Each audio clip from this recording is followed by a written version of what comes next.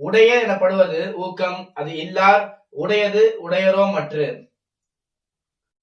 ஊக்கம் உடைய அந்த நபர், ஊக்கம்னா உற்சாகம், ஆர்வம், இந்த ஊக்கத்தை உடைய அந்த நபர் தான் உடையர் எனப்படுவார்.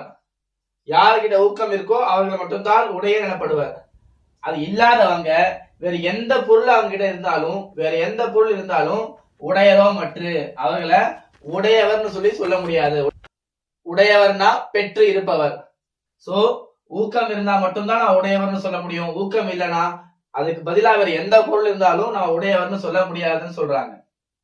செகண்ட், உள்ளம் உடைமை, உடைமை பொருளுடைமை நில்லாது நீங்கிவிடும். ஒருத்தர்கிட்ட ஆர்வம் இருக்குன்னா அதுதான் நிரந்தரமான உடைமை, நிரந்தரமா அவர்கிட்ட இருக்கும் ஊக்கம்.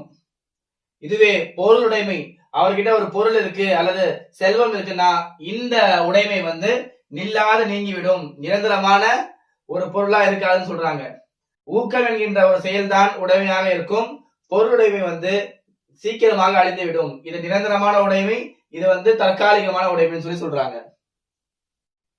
ஆக்கம் இழந்தேம் என்று அல்லாவார் ஊக்கம் ஒருவந்தம் கைத்துடையார். ஆக்கம்னா செல்வம். செல்வம் இழந்தேம் என்று போயிடுச்சுன்னு சொல்லிட்டு, செல்வம் போயிடுச்சுன்னு சொல்லிட்டு அல்லாவார் கவலைப்பட மாட்டாங்க. யார் கவலைப்பட மாட்டாங்கன்னா ஊக்கம் ஒருவந்தன் கைத்துடையார். எந்த நபர்கிட்ட ஊக்கம் அவருடைய கைப்பொருளாக இருக்கோ அவருக்கு இந்த செல்வம் போயிடுச்சுங்கிற அந்த கவலை இருக்காதுன்னு சொல்றாங்க.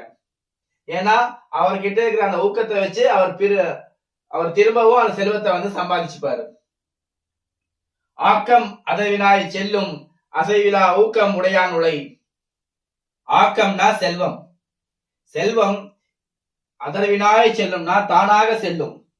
செல்வம் தானாக செல்லும். யார்கிட்டனா அசைவிலா. அசைவிலானா சோம்பேறித்தனம் இல்லாத. அசைவிலானா சோம்பேறித்தனம் இல்லாத. ஊக்கமுடையான், ஊக்கம் இருக்கிற நபர்களிடத்தில், உலைனா இடத்தில். ஆக்கம் தானாகவே சோம்பேறித்தனம் இல்லாமல் ஊக்கமுடைய நபர்களிடத்தில் செல்லும். வெள்ளத்து அணைய மலர் நீட்டம் மாந்தர்த்தம் உள்ளத்து அணையது உயர்வு. என்ன சொல்றாங்கன்னா தண்ணீருடைய அளவு அதுக்கு ஏத்த மாதிரிதான் தாமரை மலருடைய தன்னுடைய நீளமும் இருக்குமா.